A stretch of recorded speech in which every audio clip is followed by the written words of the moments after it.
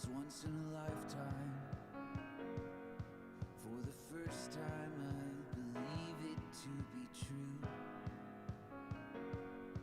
All of my friends say, when you know, every piece falls into place when I'm with you. In you I found a love that sets me free. You are the best thing that ever happened to me. When you hold me, I know that I have everything. It's blue skies and big dreams, a billion places to explore. And I will be with you forever. Forever I am yours. Forever I am yours.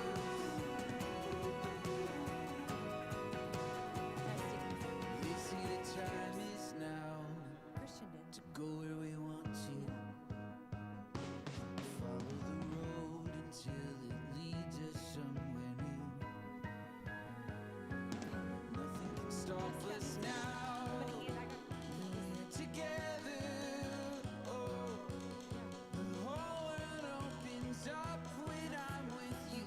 I want to be with In you I find a love that sets me free. You are the best thing that ever happened to me.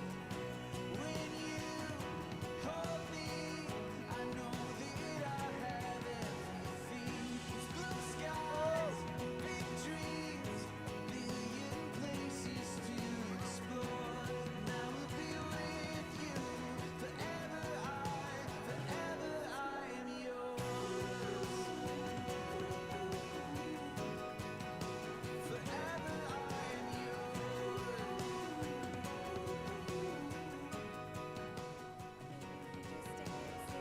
I found the love that sets me Is this- free. You are the best thing that ever happened to me. When you hold me, I know that I have everything. It's blue skies and big dreams, a billion places to explore. And I will be with you forever. Forever I am yours. Forever I am yours. Forever I am yours.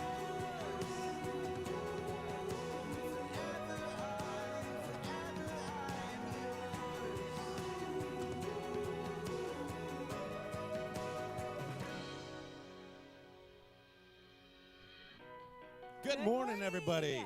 We are so excited to be here with you guys this morning. We are. It's always fun. They've got some great music We playing do. in here. I feel like we're just missed like, it. yeah. The pre-show of the pre-show was us dancing. That's right. It was beautiful. Yeah, you know, Yes. there has been a time or two I think they've caught me dancing before we started. You but don't yeah. want to catch me doing that. Yeah. You might shut the cameras Yeah, off for no, you got no rhythm? that. I got rhythm, just no moves. We'll just say that. All right, Matt, what's up for today? What Oh you got man, going on? it is Super Bowl Sunday. Can you believe it? It's How did actually I forget here. that? I'm not very excited. My 49ers didn't make it, but whatever. We got a California team, and I should like Okay. them, but I can't. But anyways, I don't know who you're looking for to win today, but my favorite thing today is what? The food, right? For It's sure. the food. Well, you know, I only know one team that's playing. I don't even know exactly who's playing, and I'm probably not the only one who doesn't Probably. really care about the game. I think it's kind of they're kind of with you. Like, it's just the food. What's your favorite Super Bowl or party food that you go with? Oh man, you know, it's a tradition for us every year. We found this amazing hot wing recipe on the internet years ago, and we've been doing it every year. And we'll just make a pile of wings for me, and then a couple of wings for the rest of the yeah. family. Yeah, you you're know? like, these are mine. Yeah, these are You can mine. have This is my this one. half, my stack. Yeah. You guys get these over here. I love that. You know, I love any kind of dip, like chips and dip, Oh, yeah. crackers and dip. any kind of dip, I'm like that. That is what I am all about. Look up 100%. Look up buffalo chicken dip if you've never had that. I bet that's really, really good because I do It'll like blow your spicy mind. too. I wonder if you're watching today, what is your favorite Super Bowl snack? Share it with us. Yeah, we'd I love to mean, know. We want to know. You can get like bonus points if you want to link the recipe in Ooh, there. throw the- Because yes, yes. I'm really looking for something that I need to make today. So, Absolutely.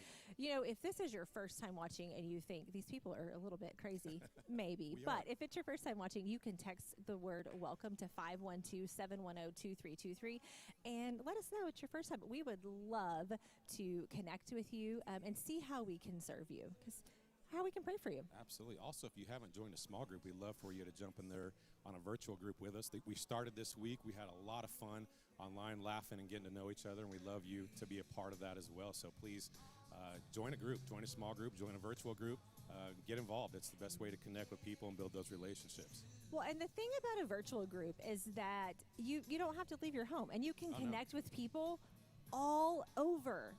And Yes. I think that is, you cannot grow spiritually alone. You can't. You have to have that connection. And so, for sure, connect with some people, and grow. Matt, you're still dancing can't over help here. it. I'm sorry. Yeah, I'm still dancing over here. I love it. I love it. I love it. I love it. Well, Little Backstreet Boys, what am can I say? super excited about the whole day today, we are starting a new series, and the band has some amazing, Yes, they do. amazing music planned. Have a good day. God bless.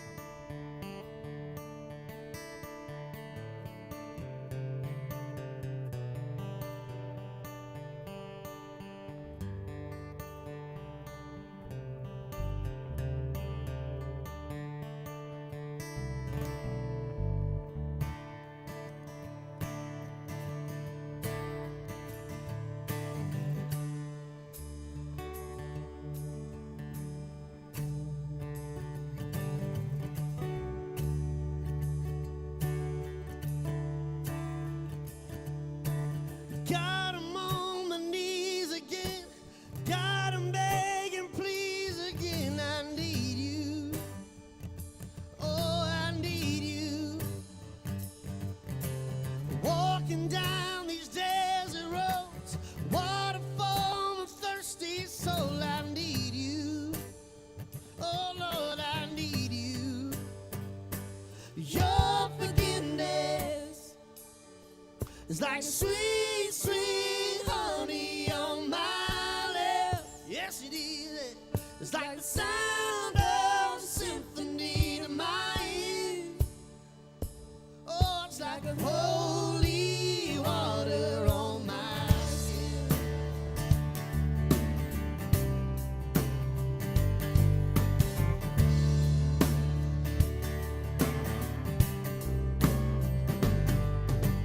Gave me a walking slave to sin. I wanna know about being born again. I need you.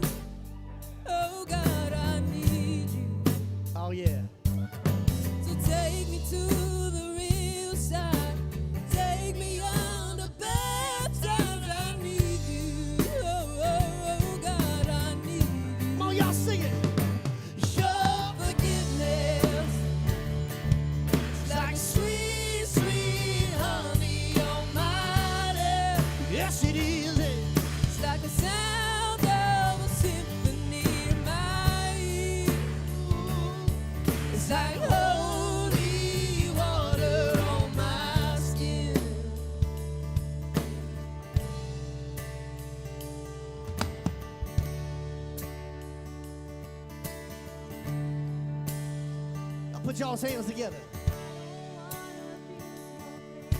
God, I need it every day.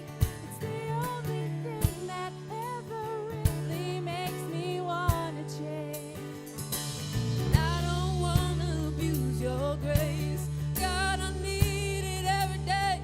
It's the only thing that ever really makes me wanna change. Oh, sing it now. I don't wanna abuse your grace. God, I need it every day.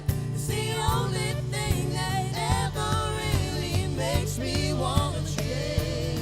Oh, I don't wanna abuse your grace. God, I need it every day. It's the only thing that ever really makes me wanna change. Your forgiveness, It's like a sweet, sweet honey on my lips. It's like the sound of a symphony to my ears. It's like holy water.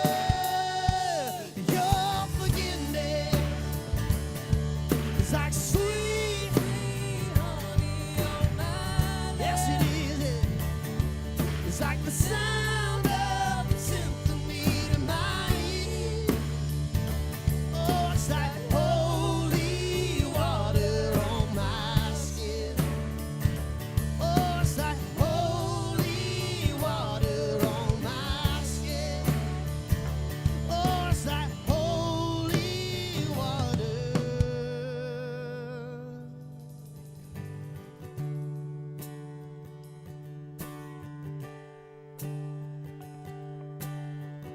How y'all doing this morning?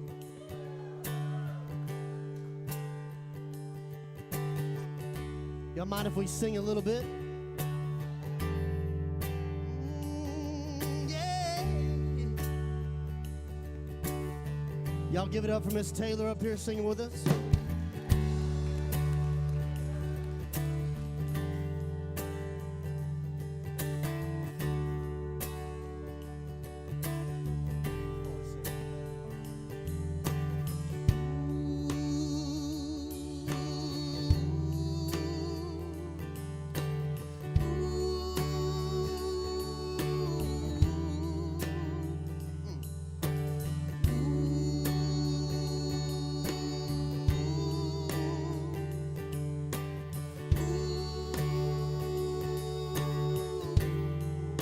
There's something about your grace.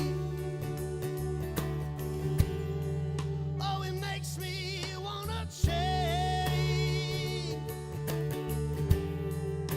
There's something about your mercy. I know I need it every day. There's something about your grace. Oh, it makes me wanna change. There's something about your mercy. Oh, I need it every day. Oh, Jesus, I need you every day. Oh, Jesus, oh yeah, I know I need you every day. All right, now we're gonna sing. I don't wanna. I said I don't wanna abuse your grace. God, I need it every day. It's the only thing that ever really makes me. Sing it again, come on now. Oh, I don't wanna abuse your grace. God, I need it every day. the only thing that ever really Makes me wanna change. Your forgiveness,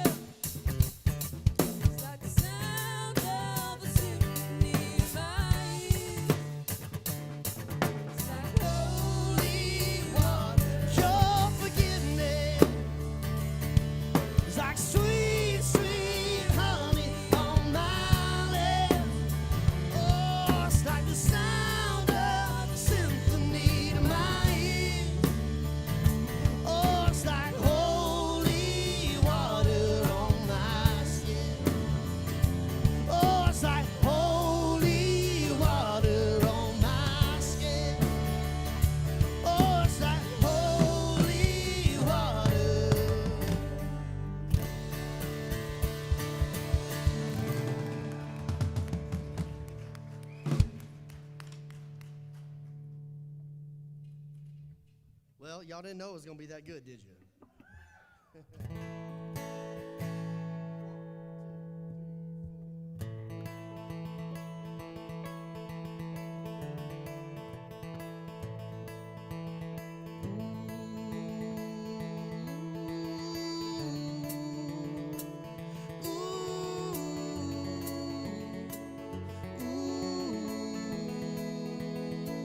Sometimes I'm under starlit sky, but I'm feeling more like dirt. How do I forget so fast who you are and what that's worth? There's an evidence of you in every corner of this life. Why am I still trying to prove that I don't deserve your time? I am yours. You will always be mine.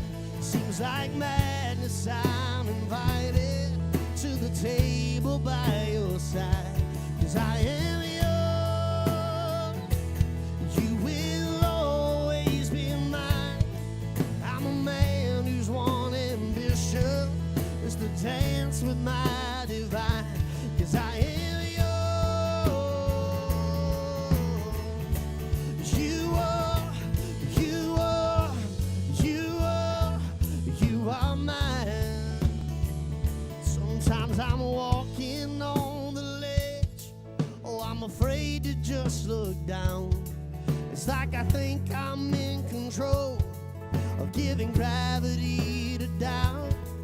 But you love me where I am, enough for you to not look back. And it's the only kind of love that I have ever felt like that. 'Cause I am yours. You will always be mine. Like madness, I'm invited to the table by your side. 'Cause I am yours. You will always be mine. I'm a man whose one ambition is to dance with my divine. 'Cause I am yours.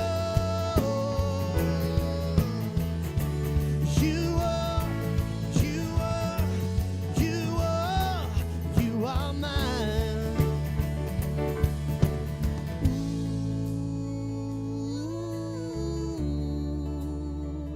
Ooh, ooh, ooh. They say no, don't let the rain come, 'cause we got our reservation. The water that we need is bound to overtake us. If I had to write a story of the greatest love in time, I would have to sing of you, how I'm this branch and you're divine. And the romance that we have, oh, it's easy by design. I was fortunate to find you. I'm still blown away your mind. 'Cause I am yours. You will always be mine. It seems like madness, I'm invited to the table by your side. 'Cause I am yours. You will always be mine. I'm a man whose one ambition is to dance with my divine. 'Cause I am yours.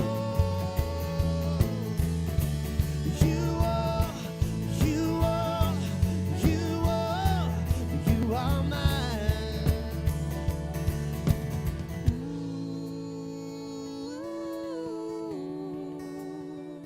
Ooh, ooh, ooh.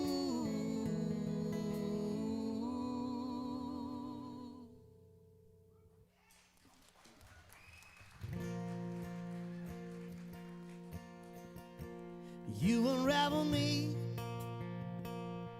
with your melody. You surround me with a song. What if you know sing? Of deliverance from my enemies, till all my fears days are gone. 'Cause I'm no longer a slave to fear. Oh, I am a child of God. I'm no longer a slave to fear. Oh, I am a child of God.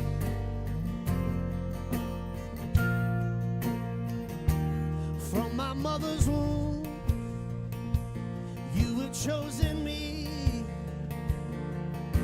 Love has called my name. I've been born again, thank you, Lord, into your family. Your blood flows through my veins. I'm no longer a sinner. I'm no longer a slave to fear. I am a child of God. I'm no longer a slave to fear. Oh, I am a child of God. Come on, keep singing that. I'm no longer, 'cause I'm no longer a slave to fear. Oh, I am a child of God. I'm no longer, oh, I'm no longer a slave to fear. Oh, I am a child of God.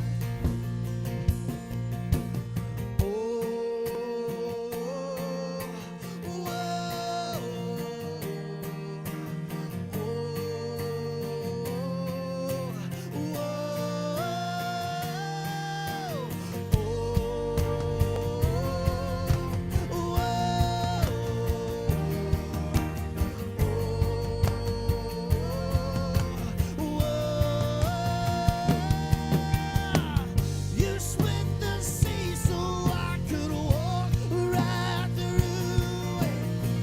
My fears were drowned in perfect love. Oh, you rescued me.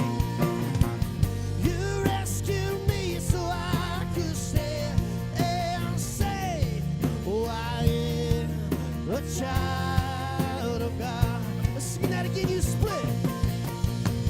You split the sea so I could walk right through it. My fears were drowned in perfect love. You rescued me so I could stand and say, oh, I am a child of God. Oh, yes, I am a child. I know it now. Sing, I am. Oh, I am a child of God. Oh, I am a child of God.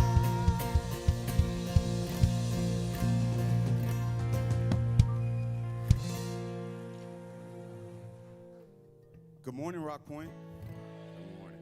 It's so great to be in this space with you all again this morning. Welcome. If you're a first-time guest, whether you're online or in person, we'd love it if you could simply text us, welcome, to 512-710-2323. And this just lets us know that you're here with us today. And today's a great day to be with us today, guys, because we're starting a new series about relationships. And this series, we're titling it Sticks and Stones. Now, you know the phrase, sticks and stones may break my bones, but words will never hurt me. Yes, so this series is all about relationships and the pain that can come from relationships, whether these romantic relationships, friendships, relationships with colleagues, neighbors, children. We know that these relationships can sometimes be painful. So if you're hanging out with us today and you're in a painful relationship, I want to tell you I'm sorry.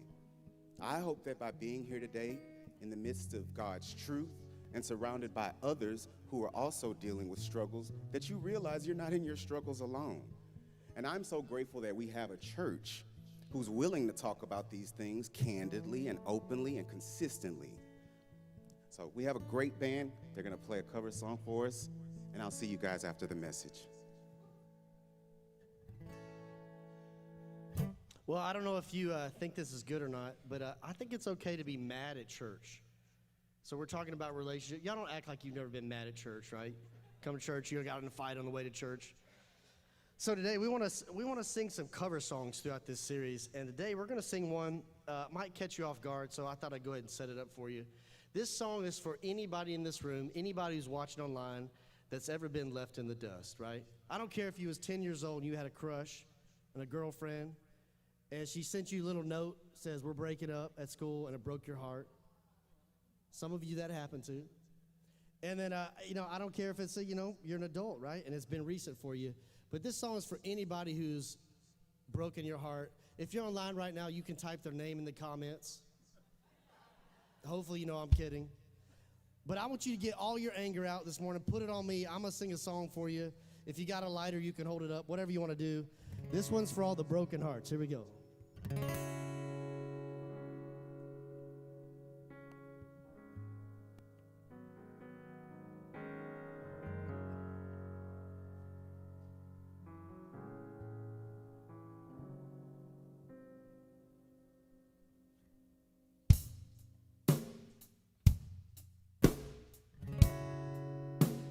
Girl, you know you broke my heart, shattered like a rock in the window.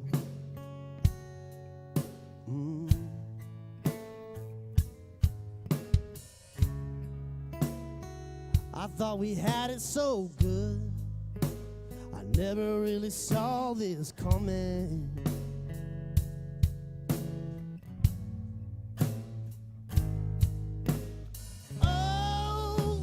Why you gotta be so cold? Why you gotta go and cut me like a knife? Put our love on ice. Oh, girl, you know you left this hole right here in the middle of my soul.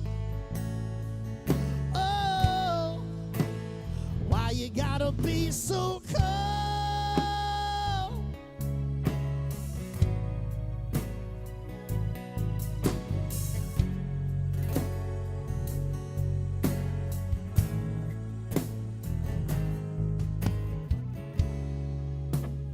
What am I supposed to say to anybody ask me about you?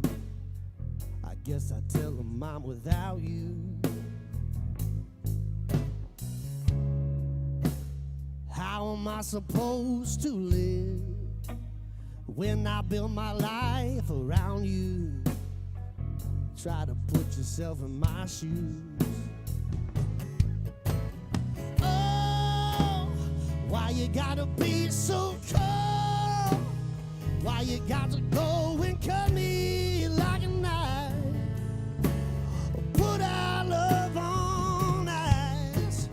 Oh, girl, you know you left this hole right here in the middle of my soul. Oh, why you gotta be so cold? Still feel my love, man. I don't feel like it's over. I'm still on fire for you, baby.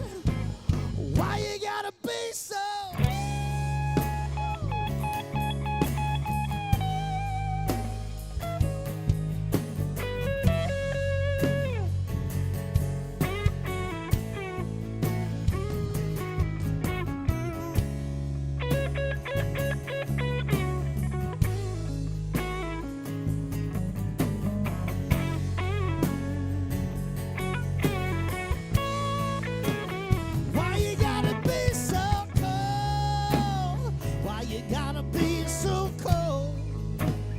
Why you gotta go and cut me like a knife?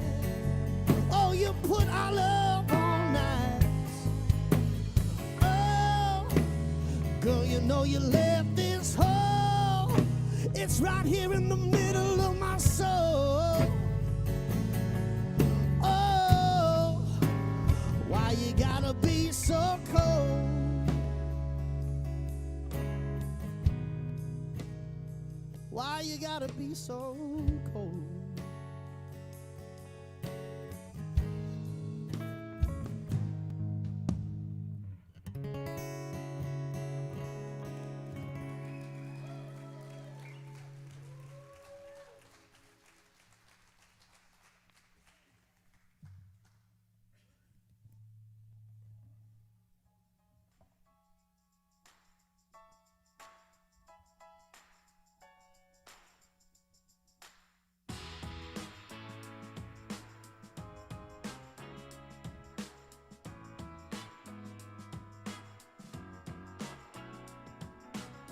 All right, here we are, and if you don't know where we are in Leander Middle School, and the countdown is on to our 20th anniversary as a church.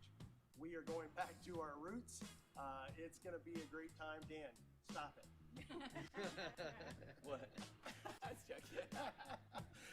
We're going to have a great time, so don't miss out. Be watching for all the updates coming out. This is March the 27th, 10 a.m. at Leander Middle School. You're not going to want to miss this. If you've ever been a part in any way, you're going to want to be a part of this. And look, if you happen to be the old school people, that this was your church a long time ago, you might actually want to show up a little bit early. There's going to be some fun stuff to do then too. So don't miss it. The countdown's on. 20th anniversary of RockPointe Church.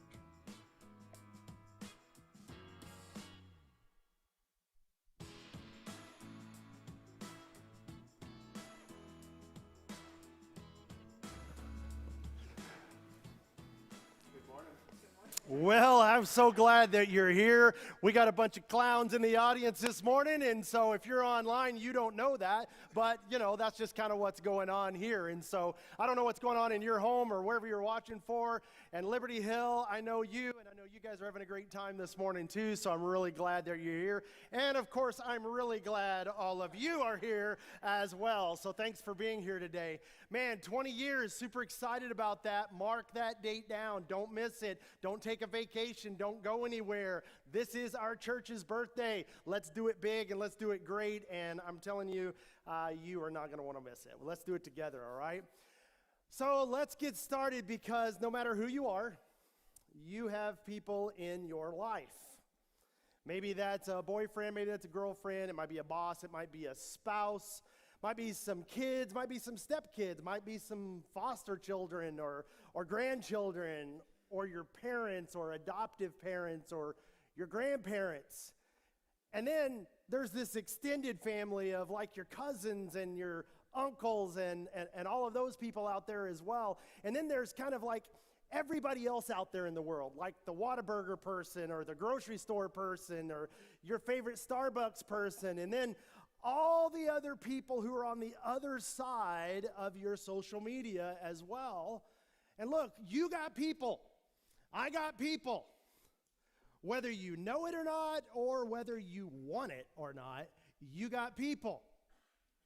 We all have the task every day of interacting with people in our lives, and evidently, it doesn't always go perfectly, because the amount of money that we have spent on books and resources and dating and marriage and conflict resolution and counselors about the workplace and the secrets there, what could we do that would be different? The amount of money we've spent is just simply staggering.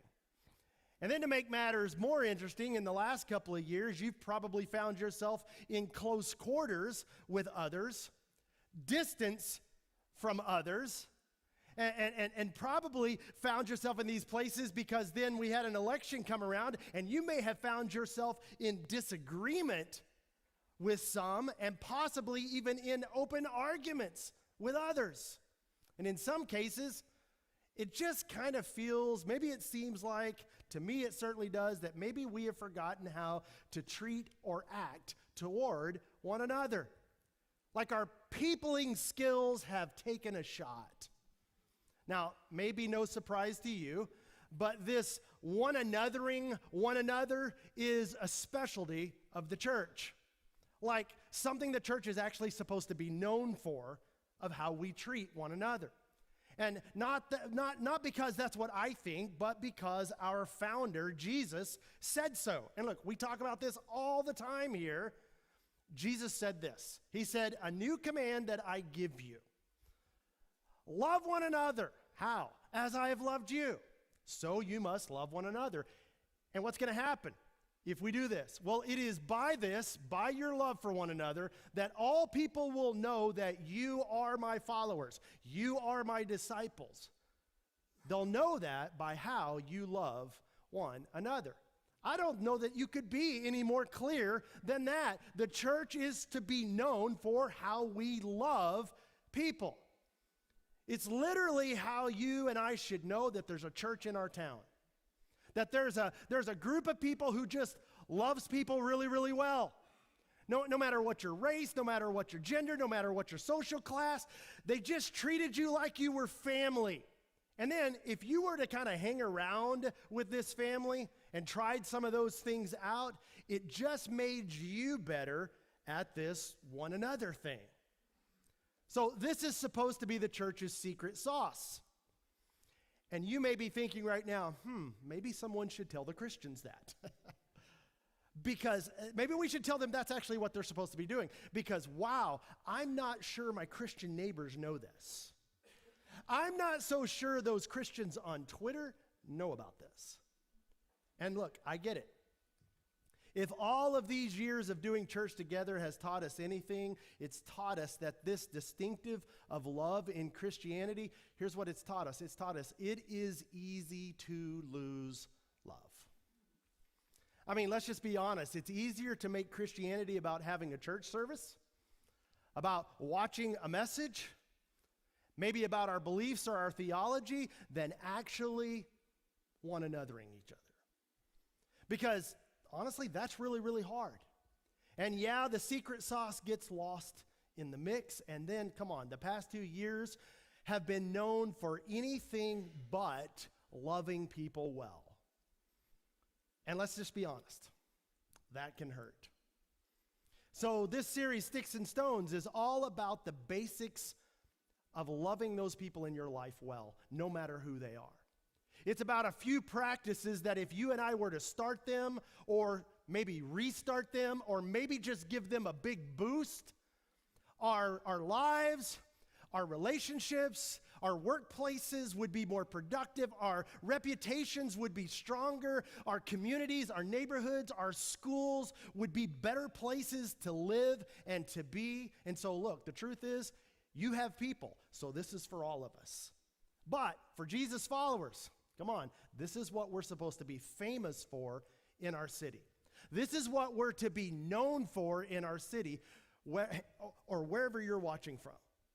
And if we're not careful, we may end up losing what we are to be famous for as Jesus followers. So we've got to get back to the basics of doing this well. In the words we use to one another, in our conflicts with one another, in the narratives that we end up telling about each other.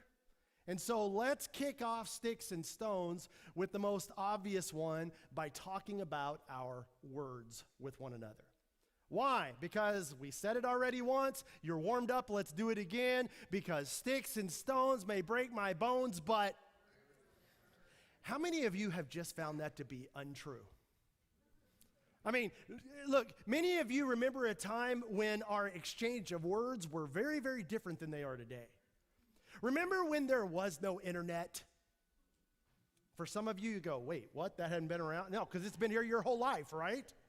But for some of us, we remember before the internet. Remember when snail mail was how we communicated? Like you literally wrote a letter, put a stamp on it, and send it to someone, and waited? Remember when you had a phone, when there was a phone hanging on the wall in your house attached by a cord? And you couldn't look at something in your hand to figure out what the time and temperature was. You literally had to call a phone number at the bank, and they would say the time and temperature, and they would tell you that. How weird is that? I mean, like, it's just, remember how you used to get your news?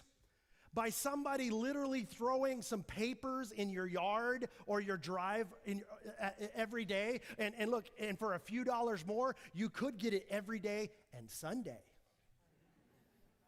Man, are those days gone. And the amount of words we are using right now is staggering. Get this. In 2020, get this, in 2020, there were 306 billion emails, 4.5 trillion texts. I think my kids did most of those. 500 million tweets, and get this, 525 million hours of YouTube. But get this, per day in 2020. We are using more words than ever before, and we are thinking less about our words than ever before. I mean, just thinking about sending a letter compared to sending a text, thinking about having a face-to-face conversation as opposed to making a comment on a Facebook post. Look, those are just the ways we operate now. And we can send words out anywhere in a very direct way with almost no accountability or feedback. Happens all the time. So we don't feel the weight of our words like we used to.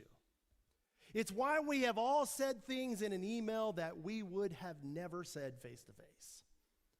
Or watching people comment online in ways that you can't even imagine them doing if they were sitting in your living room. So using them more than ever and thinking less than ever before about them. To which we should say, or may even say, okay, so what? So what's the problem with that? Here's the problem. It's this right here. The tongue has the power of life and death.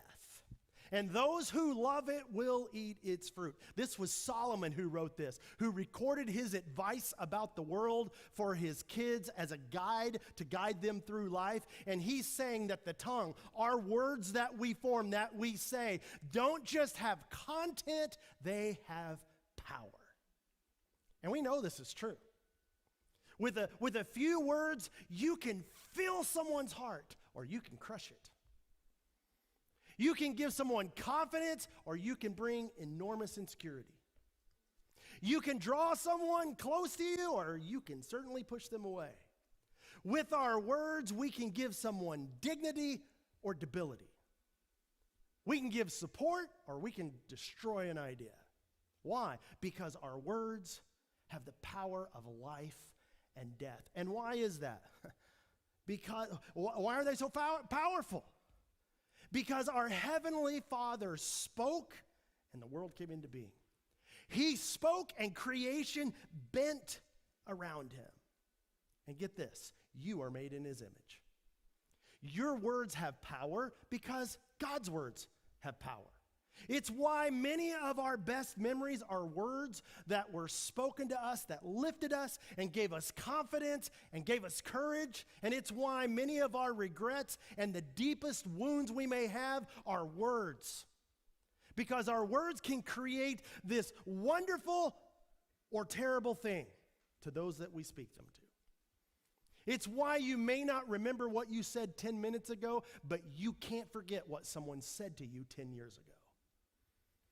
Your words have the power of life and death, and our words are often what keep us from being known by what Jesus asked us to be known for. A guy named John Gottman, a psychologist, he studied a sampling of marriages by tracking the ratio of positive words to negative words. And he determined there was a strong correlation of positive to negative words and the success of the marriage. So he determined that the ideal ratio of a successful marriage was to every one negative word, there were 5 positive words. And he tracked this with amazing success, that 94% of the marriages that he tracked their words that were 5 to 1 were wonderful and flourishing marriages. They stayed together, and he found that based on solely on this ratio, they stayed in the marriage. Another group came along and tracked the ratio of words for teams that produced at the highest level in their field, and they determined, get this, that their word ratio was 5.67 positive to 1 negative. And then child psychologists did the same thing and with the child-parent scenario, and they concluded that Gottman nailed it, that the word ratio was 5 positive for every negative word spoken to a child. And look, get this. The 1 negative is important. It's still important. That one, it's important. And the reason it's important is because you need correction, and you need coaching, and you need boundaries and all of that. I mean, like, it was an important piece of the equation for sure, because each child needs to grow up in an atmosphere where they have those things, but they also need the atmosphere of life-giving words. Oh, and by the way, that wasn't a Christian or religious thing. They were simply saying we all function best in that environment of 5 to 1. Now, let me just tell you, here's the gut punch in this. These were the highest performing teams. These were the best marriages. These were the best environments for kids. You want to know what the study showed that was real?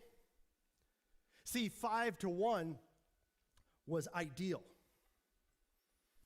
What was real was for every negative word, there were only 3 positive. That's simply average, like the majority, and that's not even touching at all our social media or the news we consume.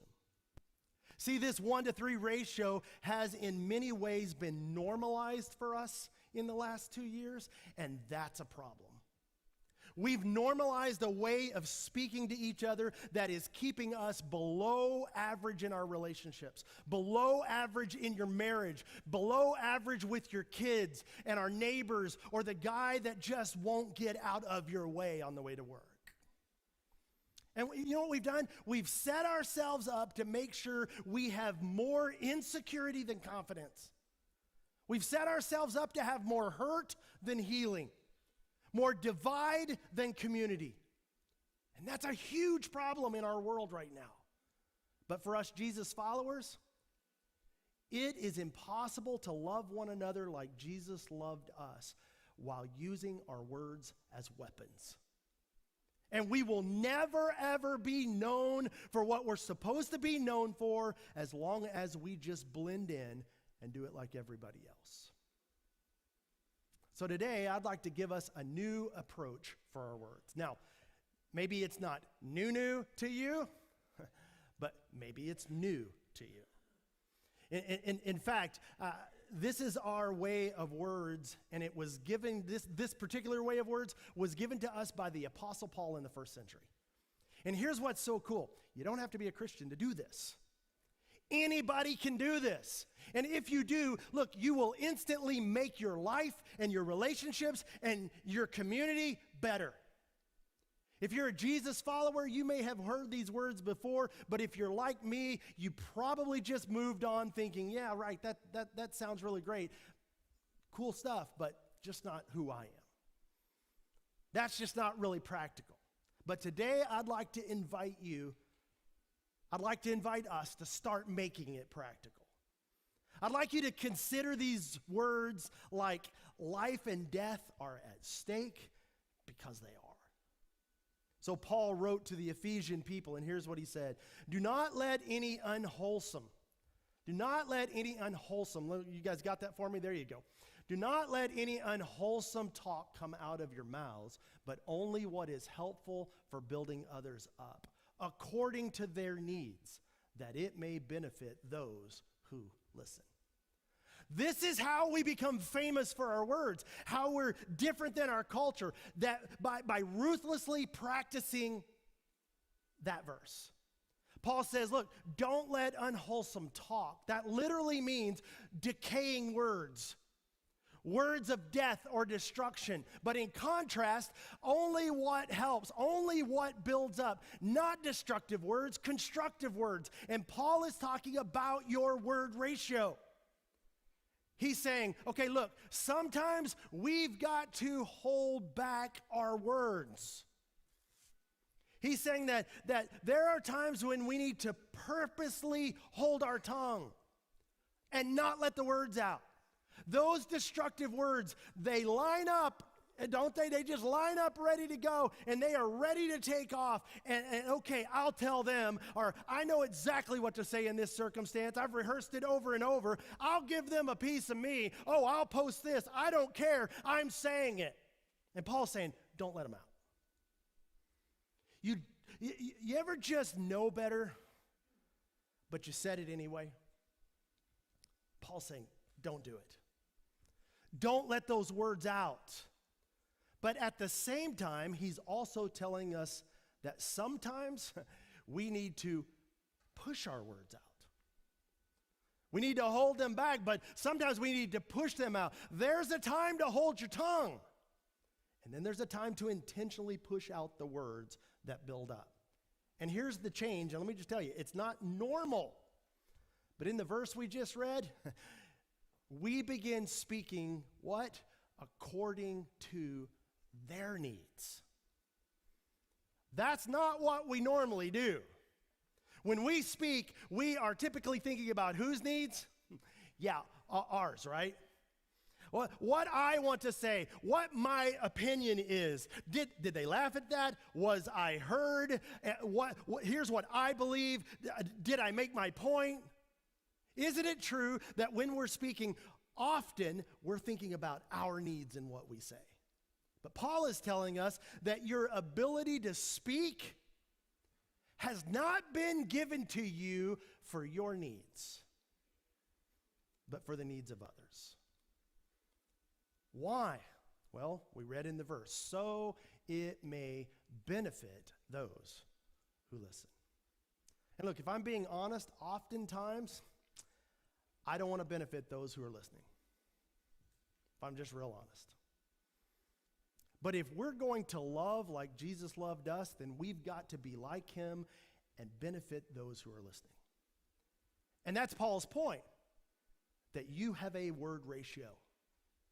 Right now, like your family and your social media friends or followers could probably tell you what that word ratio is better than anyone else. 1 to 3 is what's going to happen naturally without even trying. Without even trying, we're going to give 3 destructive words for every 1 constructive word. And Paul is saying, you got to put a guard at the gate of your mouth and stop letting those destructive words come out. Here's what Paul's saying. We have got to change our ratio. Because work doesn't have to look like this. Your house doesn't have to look like that. Your circle of friends doesn't have to look lopsided like. Your marriage, your neighborhood doesn't have to look like that. None of us want to look like this. This isn't even what's best for all of us. And it doesn't bring the best out in anybody. And look, if you're a Jesus follower, it just can't look like this any longer. There's too much at stake. This is not who we are. Why? Because it's not who he is. And we know this. This is not how a Savior who loves you has talked to you. Jesus has spoken freedom and forgiveness and encouragement into your life, hope into your life, and that's exactly what he wants us to be speaking into every person who we come in contact with through you. Paul is saying you've got to change the ratio. Our church has got to change the ratio. You need a countercultural filter over your mouth so that you will produce a countercultural result to everyone around you. And to be famous for loving one another as Jesus has loved you. Your words and my words, man, they have the power of life and death. So let's change our ratio. For our kids, for our spouses, for our friends, for our coworkers, for our community, that really, really needs it right now. So does this mean, you go, Shane, does that mean I can't really tell the truth when the truth needs to be told? Does that mean I can't really point out hard things or give feedback or coaching? No, those are essential. But let me just tell you this. Nobody ever changed your mind and nobody ever changed your opinion with destructive words. They told you the truth wrapped up in words of encouragement and words that built you up. So, what if we were to begin to fight for people, not just against them? And what if you decided to start that right here, right now? What if you just picked one area of your life, like work or home or school or your sports team, and then you picked one relationship in that area that you think needs it the most? One area, one person. Got it? If you're like me, you kind of already know. And start right there. Start holding the destructive words and pushing out the life-giving, constructive words. Does your ratio have to be 5-1? Maybe, maybe not. But everything indicates, the study that I told you about, the Apostle Paul, Solomon, Jesus himself, indicates this should tip in the positive direction. Look, this is not just about being nicer people. This is about you and I being famous for loving others. How? By building up. We're famous to other people through our words, because the words have the power of life and death. And if you'll begin to change your ratio, it won't just make you a nicer person. Look, this isn't what nice people look like, what Christians look like. That 5-1 is what highly productive teams look like, and what great teachers look like, and what great marriages look like, and what lifelong friends look like, what healthy communities look like. Not that we can't disagree or that we can't give feedback or evaluate. Of course we do, but in tune with the power of our words, that we choose to be life givers rather than life takers with our words, so that all of our relationships thrive. But for those of us who are Jesus followers, I'd just like to take it a step further, because this is not just about being great at building up. For Jesus followers, this is also for us about pointing up. This isn't just what successful people look like. This is what God looks like. This isn't, remember, when God speaks, things come alive. And we're to be like him. It's literally the definition of following Jesus. This is so important for those who don't know Jesus, because our words are a preview of what God is like. And let me just ask you, what preview are you giving with your words? Do your words cause those around you to want to know more about Jesus or less? So for all of us, your words have the power of life and death. And let me just say it this way. You have no idea what a word from you can do. On our staff for many years, at our Christmas party, I would award these little thumbs up trophies. We all love the show The Office, and so I started collecting things that happened through the year, and at our Christmas party, I would give out Dundies at our Christmas party.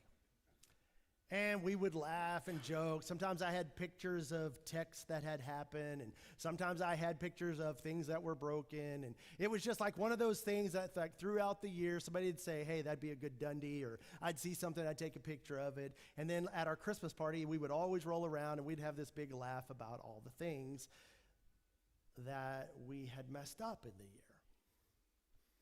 And although the heart behind it was fun and laughter, the truth is, over the past year, the past couple of years, I've come to realize that that is the last thing that somebody working for a church needs, is somebody pointing out their mistakes again.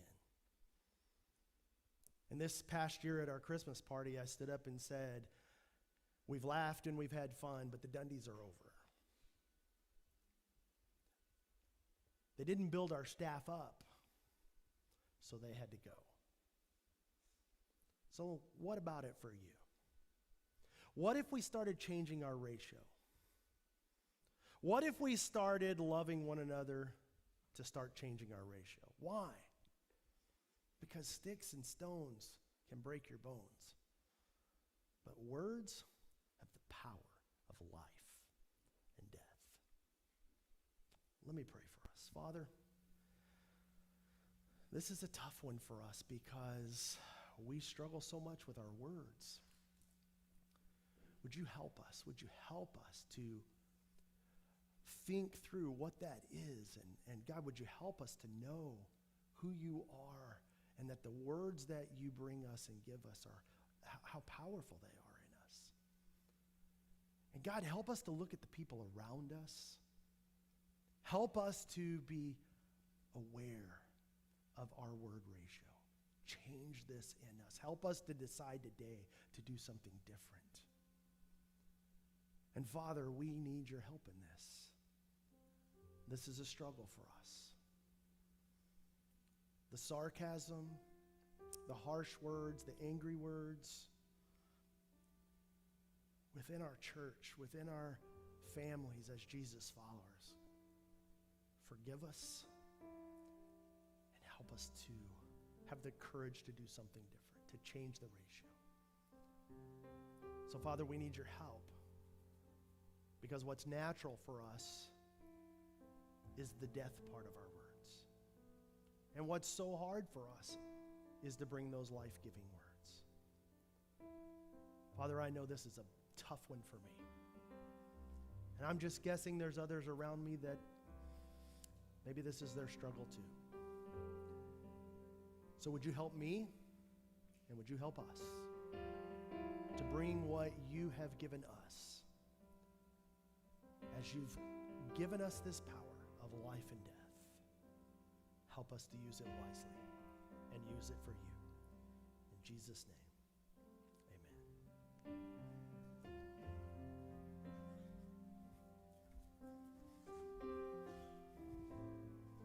What an amazing message, guys. I don't know how Pastor Shane is always able to talk directly to me. I'm sure many of you might feel that way also. If the message today reminds you how important prayer is, we're going to put our QR code up in a moment, and we want you to please feel free to send a message to this QR code so that we can pray for you this week. Last week we heard a couple of stories about how God's using our support groups on Monday nights to help people find healing. So many of you have had questions about how you can also participate in these support groups: divorce care, grief share, or remedy. And if your life has been impacted by divorce, divorce care is a place where you can work through that pain and get your life back. If you lost someone and you're not sure how to grieve and heal from that pain, grief share is a place where you can work through the pain and you can get your life back as well. Grief Share is a community of people who understand and are willing to help you navigate the dark days. And if you're struggling with addiction, depression, anxiety, or demons from your past, Remedy is a ministry and a church that exists to help you find healing and get past what's holding you back. Support groups meet here on the Leander campus on Monday nights at 6:30, and they'd love to have you, and all that you have to do is show up. I'll see you guys next week as we continue our conversation about relationships.